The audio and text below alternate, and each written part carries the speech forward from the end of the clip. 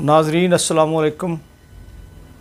इस दुआ के साथ कि अल्लाह ताला आपको अपनी हिफाजत में रखे और तमाम मसाइब व आलाम से महफूज रखे। आज की बात व्यूज़ और न्यूज़ के साथ हाज़िर खिदमत।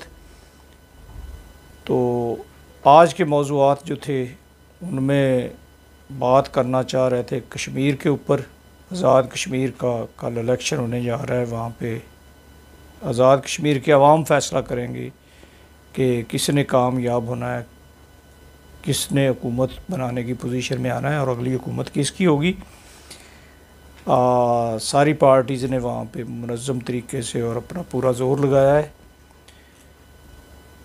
तो फ़ैसला अब कल कश्मीरी अवाम करेंगे बेल्ट के ज़रिए से। इसके अलावा अफ़गानिस्तान की सूरत हाल में लम्हा ब लम्हा आती हुई तब्दीलियाँ और नशेबो फराज, जिसमें फ्राइडे को जो अफ़गान हुकूमत की सपोर्ट में अमेरिका की तरफ से जो स्ट्राइक की गई तालिबान के ऊपर, ये उस मुआहदे की संगीन खिलाफ वर्जी है जो इनके दरमियान तय पाया था कि जाते हुए जो अमरीकी फ़ौजी या इनके जो इतने भी वहाँ पे एहलकार हैं उनको तालिबान किसी तरह से किसी हमले का निशाना नहीं बनाएंगे और इसी तरह से अमेरिका जो है वो तालिबान के ऊपर कोई स्ट्राइक या हमला नहीं करेगा। और ये इनखला का अमल जो है ये 31 अगस्त तक मुकम्मल होना था। अब चूँकि इस एयर स्ट्राइक से अमेरिका के बकौल और तालिबान का काफ़ी नुकसान हुआ है, तो अब वो मुआहदा तो एक तरह से ख़त्म हो गया है। अब देखिए नए हालात क्या पैदा होते हैं। तो इसके अलावा इंडिया का रोल, कि इंडिया में वहाँ पे जो गया हुआ है अब्दुल्ला दौरे पे, और उसके बाद अफ़गान आर्मी चीफ़ ने जाना है वहाँ पे, 3 रोज़ का दौरा है उसका। तो वो अपनी पूरी कोशिशें कर रहा है कि किसी तरह से अफ़गान हुकूमत को मिल जाए इस्तेहकाम और मोहलत। तो ये हो जाएगा कि उसके जो सरमायाकारी है और जो मफादात हैं और जो उसका वहाँ पे साजिशें बुनने का अमल है वो चलता रहेगा। पाकिस्तान को नुकसान पहुँचाने का जो सिलसिला उसने शुरू किया हुआ है, जबकि तालिबान की शक्ल में उसको एक अफरीद का सामना है जिससे वो बड़ा घबराया हुआ है।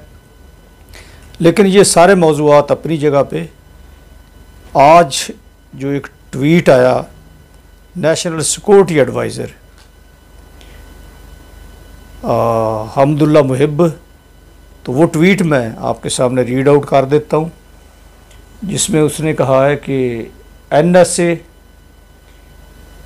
मुहिब and state minister for peace Syed Sadat Naderi called on former prime minister Nawaz Sharif in London to discuss matters of mutual interest. साथ उनकी तस्वीर है मुलाकात करते हुए शेयर की गई हैं। तो इस तरह से ये जो ट्वीट है इसने ये किया है कि सोशल मीडिया पे ये इस वक्त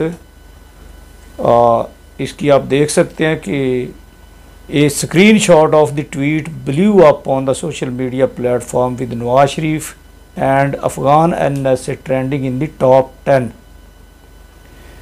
तो टॉप 10 जो इस वक्त वहाँ पे ट्रेंड होता है उसमें ये चल रहा है। ये इसने एक हिजान और एक तूफ़ान बर्पा कर दिया है। तो सारी ख़बरें पीछे रह गई हैं, इस पे तज्ज़िये और शुरू हो गए हैं, कमेंट्स आने। और इसका अगर बैकग्राउंड देखा जाए तो ये जो नेशनल सिक्योरिटी एडवाइज़र है अफ़गान हुकूमत का, ये पाकिस्तान का इतना ज़्यादा बदज़ुबानी करता है और इतना ज़्यादा ये पाकिस्तान का दुश्मन है कि जो हमारी पाकिस्तानी गवर्नमेंट है उसने इसके साथ किसी भी ऑफिशियल कॉन्टैक्ट जो है उसको बैन किया हुआ है, और इवन ये कि इसकी किसी भी बयान का कोई रिस्पांस देना या कोई आगे से रिप्लाई वो भी कोई नहीं करता।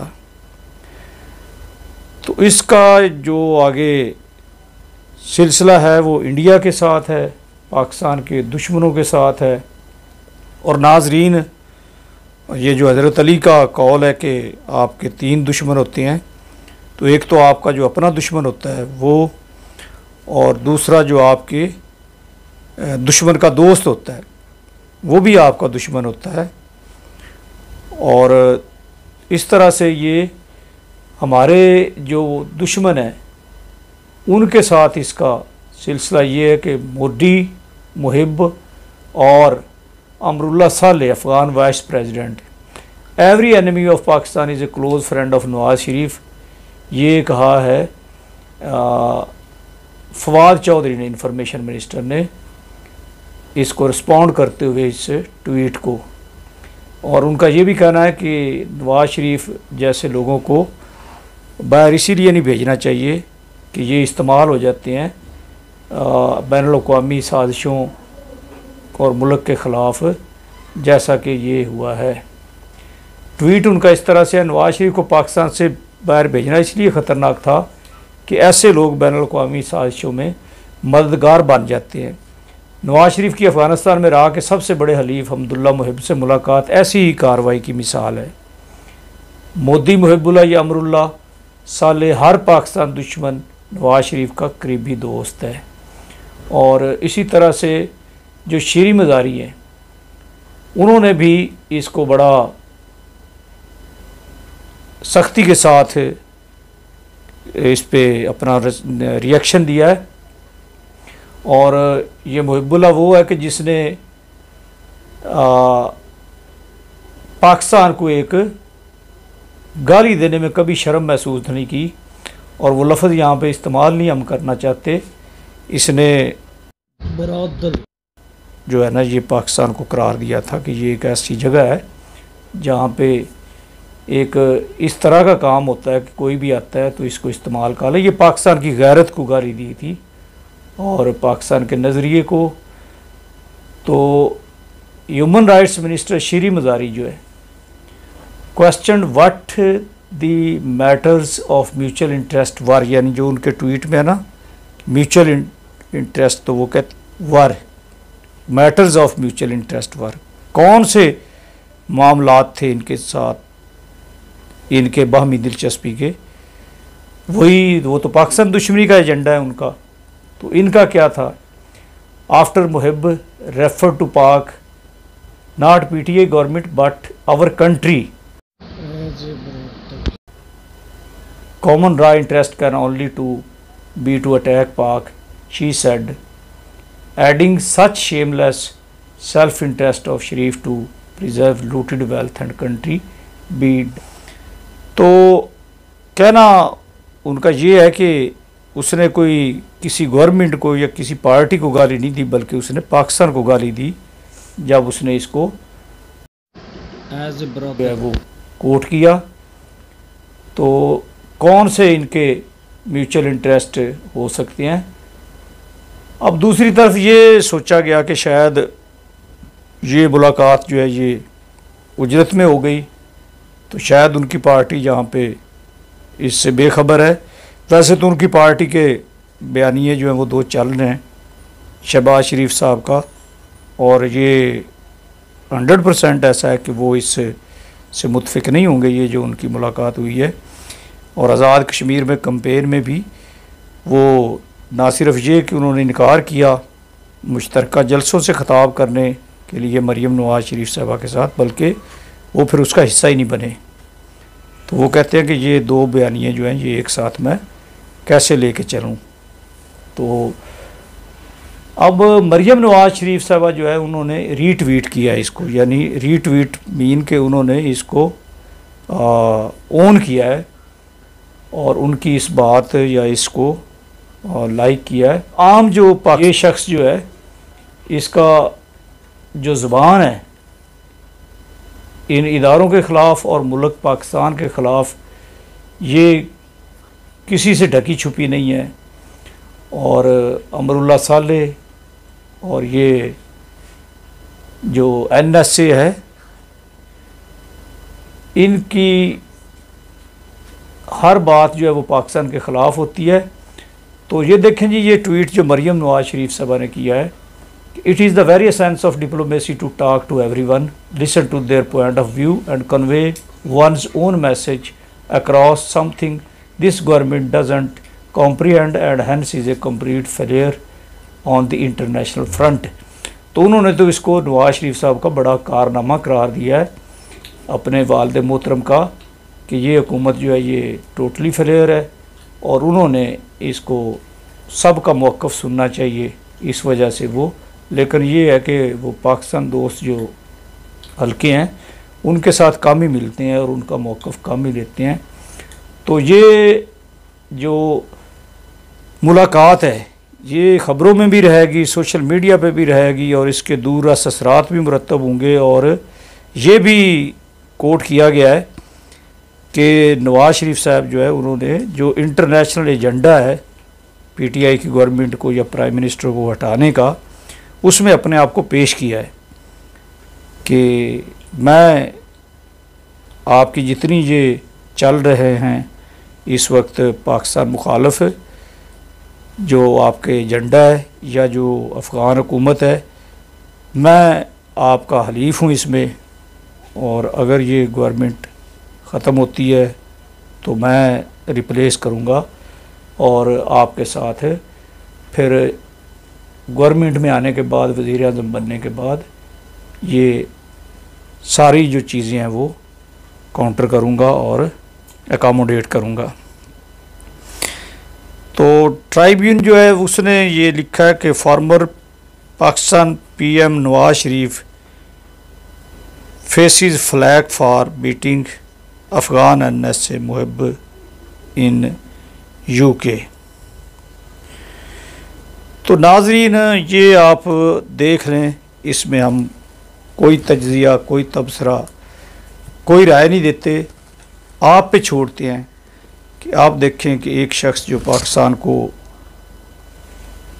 एक या बाज़ारी जगह या उसको चकला हम कहते हैं वो कह रहा है, और दूसरी तरफ वो कहता है कि जो तालिबान है वो पाकिस्तान की प्रॉक्सी वार जो है वो लड़ रहे हैं, और अब उसका फॉर्मर प्राइम मिनिस्टर 3 दफ़ा का वज़ीर आज़म जो है, और एक पार्टी जो है कमिंग, जिनके बकौल वो नेक्स्ट गवर्नमेंट भी बना सकते हैं, तो उसका एक ताहयात कैद जो है वो उनके साथ हाथ मिला रहा है और उनको तावन की यकीन दहानी करा रहा है और मुलाकातें कर रहा है। तो अब इस पे क्या कहा जाए, इस मुल्क ने क्या कुछ नहीं दिया हमें, और हमने अपने ज़ाती इक़्तिदार और ज़ाती मफादात के लिए इस मुल्क को हमेशा अपने मफादात पे कुर्बान किया। तो ऐसी ही कोई सूरत हाल बन रही है। हमारे सिक्योरिटी के इदारे जो हैं, हमारे जो ISI है, और हमारे जो दोस्त और हलीफ ममालिक हैं, चाइना है और अफ़गान तालिबान जो हैं, जो भी पाकिस्तान के साथ मुस्बत रवैया रखते हैं, और वैसे भी ग्राउंड फैक्ट्स यही हैं कि इस वक्त जो बॉर्डर्स हैं ना अफ़गानिस्तान के, वो 90% तालिबान जो है उनके कंट्रोल में है। और ये जो आपके मगरबी ज़राए अबलाग हैं उनके मुताबिक भी 50%, यानी ये जो 419 अज़ला हैं अफ़गानिस्तान के, तो उनमें से वो कहते हैं कि 205 पे कंट्रोल है इनका तालिबान का, यानी 50% के करीब। तो ये जो मुलाकात है ये नवाज शरीफ साहब के लिए ज़ाती तौर पे तो जो नताइज, जो इसके कॉन्सिक्वेंसेस होंगे, लेकिन जो उनकी पार्टी है उसको भी एक सेटबैक हुआ होगा। और ख़ास तौर पे जो मियाँ शहबाज शरीफ और उनकी पार्टी की अक्सरियत जो है वो इस हद तक नहीं जाना चाहती। वो स्टेट को और गवर्नमेंट को अलग अलग रखना चाहती है और इस हद तक वो जाके अगर दुश्मन जो ताकतें हैं उनके हाथों में खेलना और उनके हाथों में इस्तेमाल होना ना तो पाकिस्तानी अवाम पसंद करती है और ये इलेक्शन में भी उनको इसका नुकसान होगा और उनके जो पार्लियामेंटेरियन हैं, जो MPs MNAs हैं, वो भी इसको अच्छा नहीं समझेंगे। तो मसाइल का सामना बिलाखिर नवाज शरीफ साहब को करना पड़ेगा। सरदस्त तो इस वक्त पाकिस्तान जो है वही अंडर एस्टिमेट हुआ है और वही दुनिया में एक निशाना बन रहा है उनके इक़दामात की वजह से। तो बाकी अल्लाह ताला पाकिस्तान की हिफाजत करेगा और पाकिस्तान महफूज हाथों में है। अल्लाह हाफ़िज़।